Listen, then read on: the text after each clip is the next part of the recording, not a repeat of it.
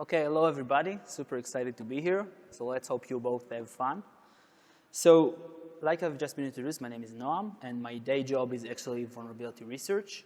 This here is my lab, this is my playground. This is basically what I do every day. I log into these devices, and my job is to find vulnerabilities in all of these different OT, IoT devices, meaning it could be an HMI, PLC, or a router, switch, IP camera, you name it. My job is to break into it, find vulnerabilities, and responsibly disclose them to the vendor with the goals of making sure the world is a better place and more protected. However, while my day job is a vulnerability researcher, today I'm going to talk about in a different hat. Today we're going to talk about the forensic evidence and forensic investigation we did last year and this early year. So let's start and deep dive into what actually happened. You see, during a weekend earlier this year, I was with my girlfriend, and then news began popping out. Users have begun reporting, hey, my PLC was attacked. As you can see here, we see a Unitronics PLC, which is basically showcasing a screen of an attack, showcasing you've been hacked. Behind the scenes, what actually happened was an APT called Cyber Avengers attacked Unitronic devices worldwide, which are mainly used in water facilities. Now, usually when we see this kind of attack, the main question that we ask ourselves is why? What is the motivation behind this attack? Why did the attackers go through the lengths and put in the time and effort in order to attack all of these devices? And well, in this case, it was fairly simple. The attack and the motivation behind this attack is simply spreading fear and panic around the world. You see, by targeting water facilities in the United States and in Israel, basically everyone was afraid what actually happened to their drinking water, and that's exactly when news media and outlets began covering it, and the population began feeling panic, not sure if they can even trust their drinking water. However, the actual attack behind this case is very, very simplistic. You see, all they did, the attackers, was connect to the PLC and HMI, basically the brain. PLC is a programmable logic controller, basically a controller that you can program, and through it you can control some kind of physical process. And an HMI, meaning a screen that you can showcase logs, showcase events, and let the operator know what's happening in their operation. Now, all the attackers did was simply connect to PLCs and download a new logic, basically reprogramming it and changing the main picture to showcase the picture of the attack. Now, when stuff like this happens, the obvious question is, was defacement, changing the picture, the only thing the attackers did, or was something being done behind the scenes to, let's say, change the operation and maybe introduce something to the water facilities used worldwide? Now, the keen eyes between you will notice that this is actually not the first time this APT was active. You see, 1.5 years prior, the same lineup of PLC, meaning Unitronics Vision, were attacked, in this case specifically only in Israel. And while the APT then was not identified, because we can see a lot of shared assets in between two attacks, meaning these pictures, this message, these fonts, etc., we can say that it is probably the same APT behind these attacks. And of course, they probably used their knowledge from the previous attack to attack water facilities in the United States. And as you can see, in 2022, this attack actually targeted ePost, which is a postal parcel services in Israel. And basically, they locked out people out of getting their mail and getting access to the thing they ordered. Now, our goal today, and what I'm going to introduce to you today, is our process into doing forensic evidence on a Unitronics device, specifically the Unitronics Vision lineup. Now, these were the devices that were attacked by this APT, which, like I've told before, is a PLC and an HMI, two-in-one, integrated into one device. The vendor behind this is Unitronics, which is an Israeli vendor, which showcases the motivation behind this attack, of course, targeting Israeli-made equipment. And it is a very, very old series. I'm talking about early 2000s, meaning it has almost no security mechanism, no encryption, no authentication, basically nada. meaning the attack complexity is fairly low, and today I'm going to showcase to you how this attack was made. However, in order to understand this attack and understand how can you extract forensic evidence from this box, this embedded device, we first need to understand how to communicate with it. Because you see, there is no RDP, you have no desktop on this device. Instead, it is an embedded system, and in order to communicate with it, you need to understand the communication protocol used for this device. In this case, the PCOM protocol. This is a proprietary protocol, meaning Unitronics simply invented it and implemented it, and there are no known documentation or RFCs for this device, meaning that in order to understand it, you must research and do some protocol analysis and reverse engineer the binaries in order to understand this device, this protocol, and how can you communicate with this device. Now, when I noticed of this word weak authentication that was being flung around, meaning this device has weak authentication, no security mechanism, stuff like that, I asked myself, what does it actually mean? And from CISA's advisory about this case, we can see this. They advise users to mitigate their attack by doing two things. First, change the default password, meaning change 1111, which was the default password, and add a PCOM password. However, in reality, the reality was way worse than that. Because you see, as it turns out, prior to the version of the attack, the PCOM protocol that is used to control this device had no password whatsoever. Meaning all you had to do in order to attack the device like that is download the engineering workstation, which is basically the program you use to control this device and program it, and have the public IP address of this device. Meaning if you are able to connect to this device using Ethernet, you are able to fully control it, download new logic to it, and do whatever you want with this device. You are basically the owner of it. Now, let me showcase to you a possible way of how this attack was. Because you see, the main question is, how the hell did attackers get IP address for these devices? Hopefully, there are no public IP addresses for Unitronics devices, right? Well, sadly, no. As you can see, even now, we have almost 900 devices, Unitronics PLCs, exposing their PCOM port to the internet. Now, this is actually super scary because any device running old version has no password whatsoever. Meaning if you have in your networks Unitronic devices, make sure that A, they are patched and have PCOM password, and B, are not internet exposed because each of these devices can be targeted. Now, this is probably how the attacker's attack looked like. All they had to do was gain the list of all known PLCs, public address, and simply connect to them and download new logic to these devices. Now, in this weekend that we were noted of this attack, media began covering it, and we wanted to help. We wanted to develop some tool sets for forensic evidence and forensic evidence collection that could help users that were affected by this attack to better understand the attack, better understand the attackers, and maybe identify who actually was behind the attacks. Now, sadly, there was almost no documentation on the PCOM protocol, apart from one research that was done in the past. And of course, there was no tools for forensic evidence tools, evidence extraction from these devices. So we decided, hey, let's just develop some, which sounds easy, but it was not as easy. However, the main thing you need to understand is that we wanted to collect evidence directly from the PLCs, which, like I've told before, is an embedded system. It is not a Windows machine. You have no event viewer. You have no event logs. You cannot simply connect to it and see all the data that it stores.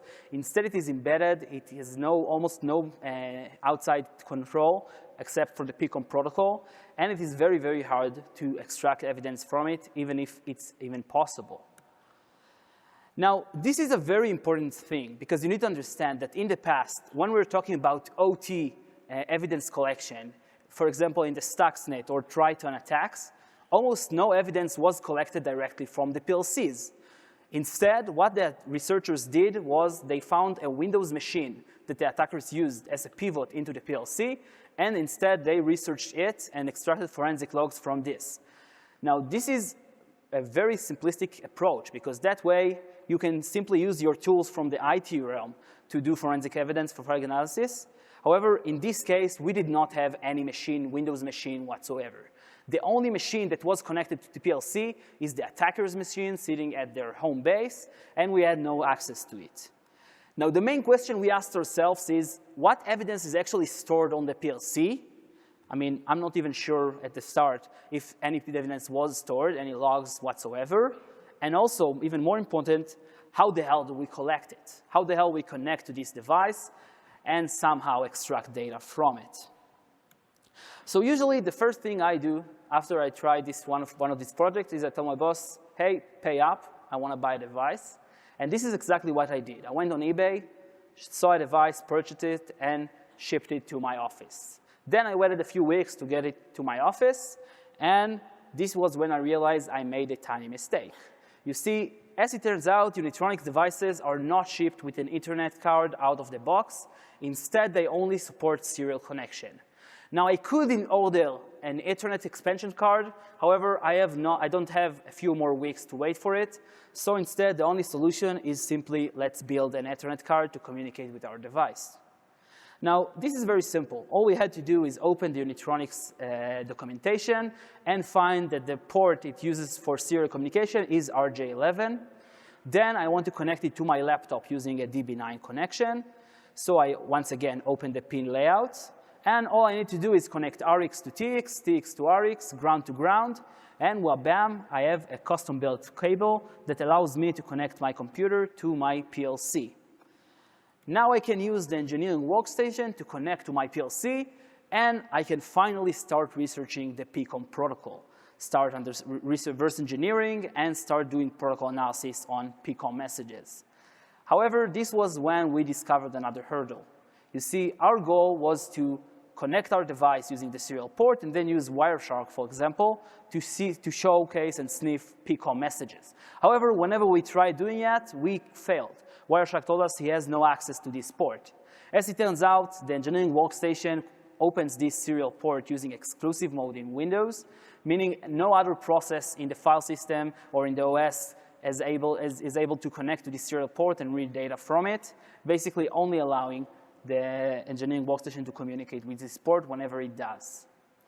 So let's figure out a plan and find a bypass to be able to sniff PCOM messages. Now, this is the actual situation we have on our hand. We have our vision device, which is the PLC we want to research and find forensic evidence from, and it is connected to our computer using our custom cable. Now, on our computer, we have our engineering workstation running, and our goal is to use Wireshark in order to sniff the PCOM messages and better understand what is actually happening in this protocol and find how can we implement it and maybe extract evidence using it. However, because it is opened in exclusive mode, we have no access to this port.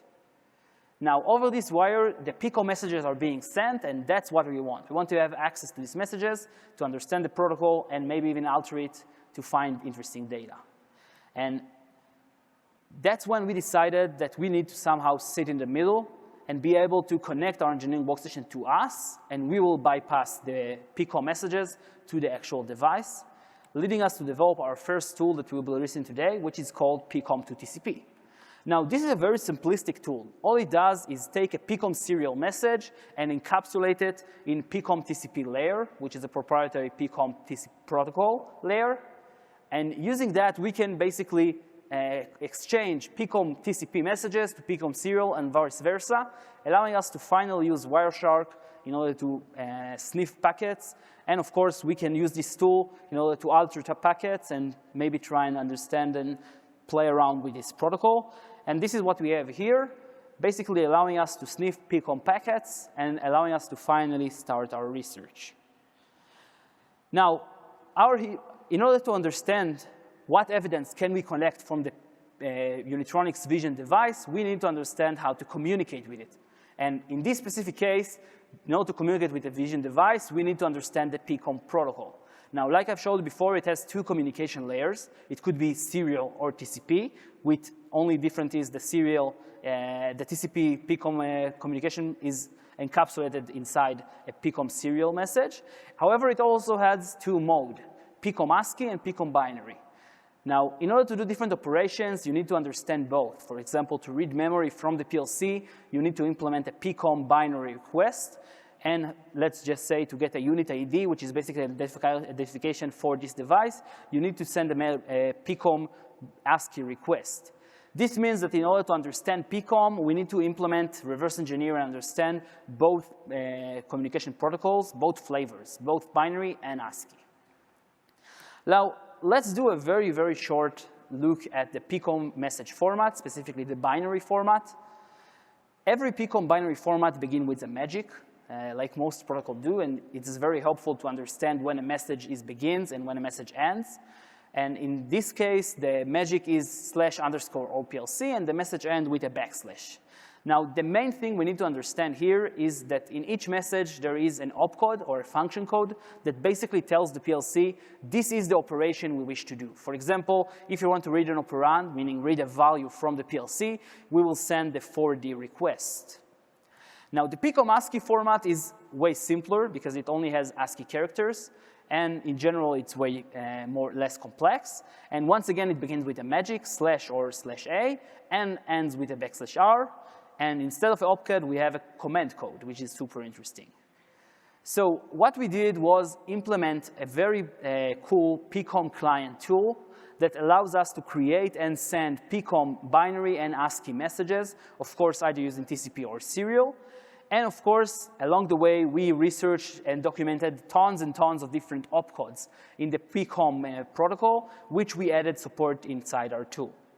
And this tool we're going to share today with the hope of it helping users that have affected PLCs be able to connect to the devices, communicate with them, and extract forensic evidence. Now, the first thing we tried to look in our research was trying to understand how the hell can we read data from the PLC and try and look for different forensic evidence. And that's when we realized and found these two babies right here, which is the 01 and 41 opcodes, basically translating to memory read and memory write. This we found through reverse engineering of the binaries of the PCOM engineering workstation. So let's try and understand how these requests look like. Now, it is very simple binary request, sending the opcode 01 or 41, and then using the reserve2 flag, we specify either 01 or 04. This is basically from which memory chip inside Unitronics PLC do we want to read or write data from. Of course, different data is stored on different chips. And then we send inside the command details the length, the address that we want to read the data from, and the length of the data we want to read. And all we did was simply implement this into our PCOM client tool. And then we started actually researching the PLC using this.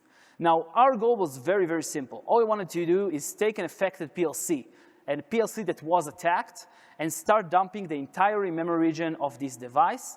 And hopefully, we'll find something interesting. It could be strings, it could be logs, it could be interesting structures. We are not sure yet as of this moment. And that's exactly what we did. We implemented this into our tool and started dumping the whole memory region. However, once again, life is not as easy, and we discovered two interesting things. First of all, we cannot write to every place on the PLC. This is actually very common. Some pages in the PLC's memory were write protected, meaning we are not able to write to them. However, even more interesting is that we could not read from some specific regions inside the PLC. Now, usually when I see data that I cannot read, it always intrigues me and makes me ask, hey, that's super interesting. What is actually inside these memory regions? And after some digging around and looking at the documentation and different binaries of the PCOM message, we discovered this right here. You see, as it turns out, these pages that we tried reading were pages that contained the upload project. Now, in OT, when we're talking download of an upload, it is actually fairly confusing because it is the opposite of what we actually think. And when I'm talking about uploading a project, I'm meaning getting the project from the PLC, the project that is actually containing all of the logic, all of the data that is inside the PLC and controlling it and basically the logic of it. And we want to get it from the PLC to our computer. And as it turns out, Unitronics implemented an upload password mechanism. Basically, if you want to lock your project, meaning no one else can read it after you insert it into the PLC, you specify an upload password, and then only if a user knows this upload password can they read the data from the PLC. And after some digging around, we realized that this is actually the memory pages that we tried reading, memory pages relating to the upload project from the PLC. So let's try and look how the hell can we authenticate and maybe be able to access these pages. Now, to authenticate to Unitronics PLC, you need to send the opcode 02. and then, which basically translates to, I want to authenticate to your device. Then you specify the data length, which is 8, which is a constant length of the Unitronics upload password. And then in the actual data comes the password itself. Now, two interesting things is that the char set of the password is very limited, meaning it's only digits, meaning 0 to 9, and asterisk if it's default password. Like I've told you, it is 8 bytes long, meaning it's fixed, can be longer, can be shorter. And of course, like any good old device, it has a default password, which is basically 8 asterisks, meaning if no one specified an upload project, the upload password, you can guess it, it's the default one. So we added it to our PCOM tool, and we wanted to read data from different attack-affected PLCs. Now, this is a list containing all the different documented PCOM opcodes we documented along the way, which helped us develop our tool and better understand the PCOM protocol. All of them are documented in our tool, so no need to grab a picture. Feel free to download it later and be able to play with it. So pretty cool stuff.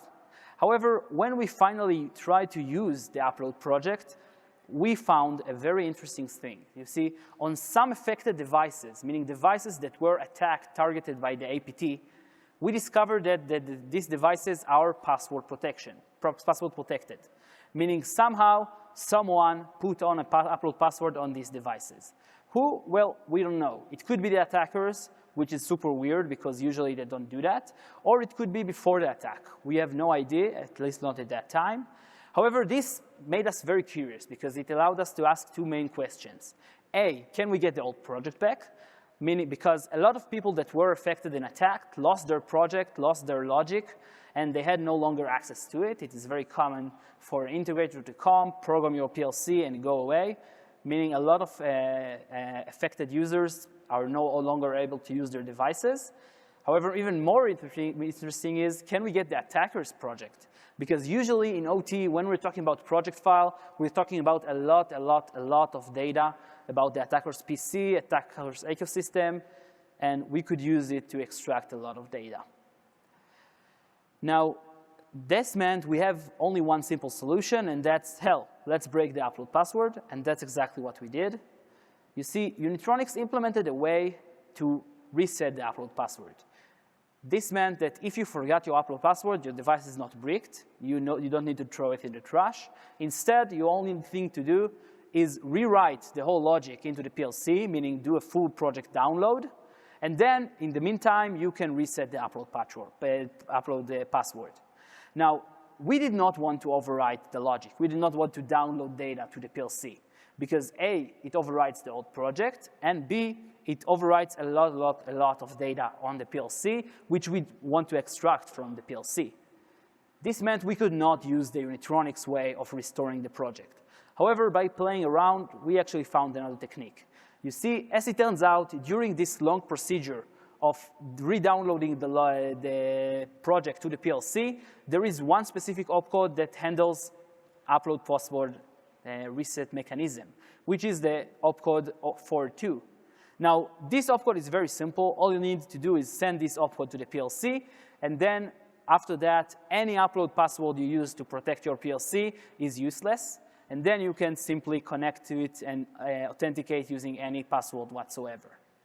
Now, we reported this to Unitronics, which issued a vulnerability on it, because it is actually bypassing some of their security mechanism on their devices, which could be very detrimental for different users. The next thing we did was simply add it to our tool, and we tried to grab a hold of the project file from the attacked PLC. Now, in order to understand what's in the project file, we first need to understand what's a project file. So basically, a project file in the Unitronics ecosystem is all the data related to the project that is inserted and downloaded into the PLC. It contains the functionality of the PLC, meaning what it does. It's all of its logic, of course, all the assets for the HMI, pictures, etc., and metadata, which is super interesting for us with the goal of trying to extract some forensic evidence from the device. Now, behind the scene, this project file is simply an AccessDB database, and it is saved inside a zip file, and in memory on the PLC. It is saved in an encrypted zip using a hard-coded password that we managed to extract. Now, in this project file, we find tons and tons of different forensic evidence that could be used to understand the attack. First of all, inside the project table, we find the full path of the project that was saved on disk.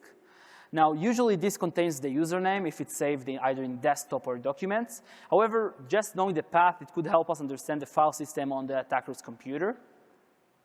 Not only that, but we have exact dates, meaning when this project was created and when was it last modified, which is super interesting because it could allow us to understand when this attack began. Of course, we have an events table which showcases everything that happens using this project, meaning it was using this project, someone connected to a PLC, opened it, downloaded it, burned it, you name it. And once again, we have exact events and, of course, exact dates down to the second, which is actually super interesting because it could be used to showcase the attack techniques and exact attack steps that attackers used. And of course, lastly, we have the table keyboards, which showcase the installed languages on the attacker's computer. This is another interesting technique because it was used in the past to identify different APTs. However, in this case, it was not relevant. Now, when we actually tried using our tool on attacked PLCs, sadly, we discovered that we mainly managed to restore all projects from all users, and we did not manage to get access to an actual attacker's project. This was done because the attackers, when downloading the project, did not burn it, which is a Unitronics term of basically downloading it and enabling and basically saving it in a state that can be later on uploaded. This meant we could not extract the actual project from the upload mechanism. And this made us very, very sad because we burned a lot of time trying to understand and break this password, and we basically reached a very big dead end. And we were almost at the point of giving up, and that's when we finally found the answers to our prayer, which is basically the best equivalent to an actual project file, aka the signature log. Now, a signature log is very simple. It is a log that is saved inside the PLC, inside a very specialized structure, that basically holds all the different events that happened to the PLC, meaning someone connected to it, downloaded data to it, and uploaded data from it, turned it on, off, stopped it, you name it. And this was exactly what we need because it contained basically a lot of the data regarding who connected to the attack, who connected to the PLC, and basically contained a lot of the data regarding the project. Now, the main question was, how do we get to it? You see, this signature table is a very small struct that is saved somehow, somewhere inside the PLC's memory. The main question is where and how the hell do we get to it? Now, this is not an easy process. As it turns out, we need to do a very long procedure in order to finally find this signature log address and be able to parse it. So let me just glimpse over it, but don't worry if you don't understand it because it is documented inside the tool. However, the first thing you need to do is basically use opcode 16 in order to find the resource called resource table. This is a Unitronics structure that basically holds all the different resources that are saved inside the PLC. And then we read the memory of the resource table. We then parse it and find the signature table index. Using this index, we can request from the PLC, hey, where is the actual address of the signature table, which we then read and then parse. Of course, it is a custom struct and it is zlib compressed. And after that, we are able to fully parse and fetch the signature table. Now, this is an actual log from an actual attack device. So let's try and understand what is actually going in here. Now, the first thing we can see is, of course, the PLC name, which was changed to Gaza, the exact model, and, of course, all the different signature table information. So let's go over them. So all we did was simply implement it into our tool and used it on affected device in order to extract forensic evidence. Now, the first interesting thing we see inside the signature table of affected PLCs is the project path. Now, sadly, because it is an embedded device, the vendor made a lot of different stops on this stuff. So, for example, the project path is limited to only 40 characters. Not only that, but it also uses Windows short name, which actually sucks because it shortened the file name. However, it is still allowed us to extract a lot of information about the attacker's setup. For example, we can see that the attackers used a very weird drive letter, in this case B. Not only that, they had a very weird file system structure, like the vsite attack. And of course, we can see that they actually created a different Unitronics project for each model of attacked PLC. In this case, we can see that the attacked PLC was Unitronics Vision V350, which is a model of Unitronics Vision device. Not only that, but we also can extract the username of the attacker's computer, which in this case sadly was administrator, which was not that helpful. However, it could be used in different attacks to showcase what was the username on the attacker's PC. And of course, another interesting thing is the connection date, meaning the exact time down to the second taken from the attacker's computer. Now, this is super interesting because in correlation to other logs, like a firewall or different event logs, this can be used to A, identify the attacker time zone, which is super helpful into understanding what is the actual location of the attackers, and B, it can give us the ability to fetch logs of the attack down to the second from the minute it started to the minute it ended, which is actually super useful because it could help us investigate and understand this attack. Not only that, we can also see the keyboard layouts, once again, similar to the project. Sadly, it was only the English keyboard layout, meaning there was no interesting keyboards. However, another interesting tidbit is the connection string used by the attacker, meaning the IP port they use to attack the PLC. Now, once again, this is super interesting because it can show us a lot about the attack, meaning was the attacker targeting an internet-exposed device, or was it using some kind of tunneling infrastructure in order to actually get to the device being covered and hidden. Once again, super interesting, and it can show us a lot about the actual attack behind the scenes.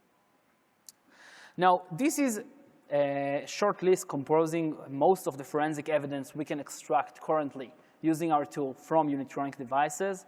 We can see that some of the data is only extractable from the signature table. Some of it is only from the project file. However, most of it is very useful and can be used in order to identify attackers and identify the attacker's ecosystem and platform and better understand the attack. Now, like I've told you before, today we are releasing this tool. I think the GitHub might be available yet. If not, it will be in around 15 minutes. I'm not the one that's supposed to make it public. It's my teammates, so don't blame me. However, it is an open source project, so feel free to look at it, grab it, git clone it, and of course, contribute if you want and you have some time. And looking to, from the looks of it, I see that it's not yet publicly available. It will be in 15 minutes, no worries. And of course, if you have the time, feel free to reverse engineer some more of the PCOM function codes and help us document it. It is an open source tool, so feel free to contribute. Now, let's see what we can learn from this attack. You see, sometimes, a lot of the times in the industry, we are relying mostly on IT realm logs, meaning firewalls, meaning Windows logs, and this is the main thing we are relying on. However, we can't rely on that because a lot of the time when we're talking about OT attack, ICS relevant attack, the assets that are being attacked are attacked directly from the attacker's computer, meaning we have no access to no log whatsoever. Sadly, we don't have currently the toolset and knowledge to extract logs from most of these embedded devices, which is actually pretty bad and pretty poor. And I believe we should have a standardized way to know what kind of logs are stored in each embedded device and how can we get access to these logs. Once again, it is up to us in the community. Let's improve it. Let's develop this field. And let's hope it will be more prevalent and more useful and more knowledgeable in the future. Thank you very much. I hope you enjoyed my talk. And I hope you will use the tool.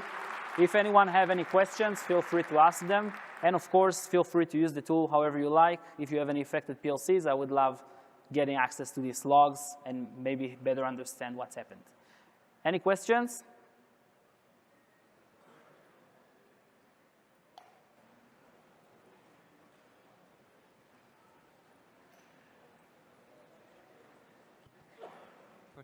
Yeah, I think you have in the aisle a mic. If anyone have any questions, feel free to go to the aisle. I see that they have mics there. At least I try to see. A question here. Yeah. From the connection strings, did you manage to get much data to see whether the attacks were performed from one specific IP address or whether it was quite distributed? So it depends on different targeted assets. I can tell you that these tools were used in some way to help identify different information. However, it is up to the different people that used it to disclose this information, so I cannot say. For the password that they had changed, did you think about brute forcing it given the short key space? So Unitronics thought about it and implemented a way, basically a brute force protection, meaning if you insert 8 times, I think, bad password, it is locked and you can no longer do upload from the PLC. That's why we had to find a vulnerability, because we could not brute force it. Otherwise, it would be fairly easy. Question on the forensics evidence. Which of the artifacts would you say are more difficult to spoof by an attacker, like IP address and stuff, because there's maybe differences in like the quality of artifacts, right? Yeah, so first of all, we can see that some evidence was obviously not relevant because the attackers protected against it, meaning the username, meaning the languages. These were attackers' computers that did not contain actual interesting stuff about the attackers. However, a lot of this evidence is taken directly from the PC without the attacker's knowledge, like the dates, like the connection string, which are way harder to basically spoof and spoof. So I think the interesting stuff is definitely the connection strings, the dates, and of course the file system, which we can see that the attackers did not spoof and could be used to identify these attackers, which were identified. Did you attempt to reach out to the manufacturer before you started reverse engineering? So we reached to Unitronics. They were super helpful, and their goal was to basically help mitigate this attack as well. This is why they issued patches to devices that were in end of life. Sadly, like I told you, while they were super cool, super helpful, and like very good company, they did not have like these tools available. From their point of view, it's a tool, they saw it, they sell it, hopefully it won't get attacked, and they did not know how to what to do in case of an attack, and of course they had no forensic tools. So that's why we had to basically reverse it and try and understand this protocol on our own, because once again, proprietary protocol, no public RFC, there was some documentation from previous research, but that's about it.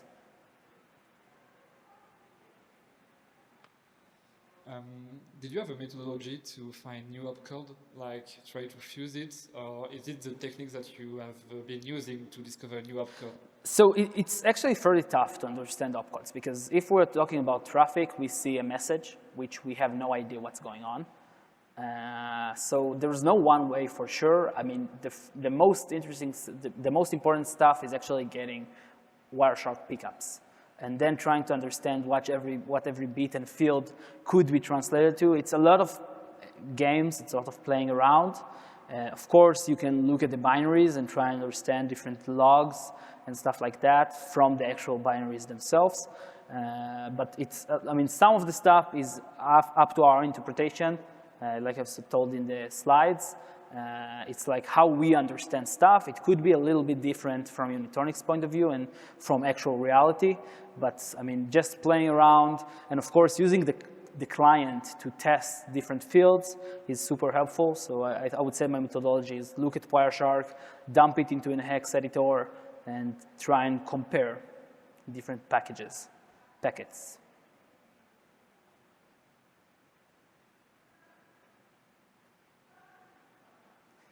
Okay, is there any question more? I think I will go to the wrap room because we are out of time. So thank you very much. I hope you enjoy my talk. And if you have any more questions, I will be either here or in the wrap room. So feel free to join me. Thank you very much.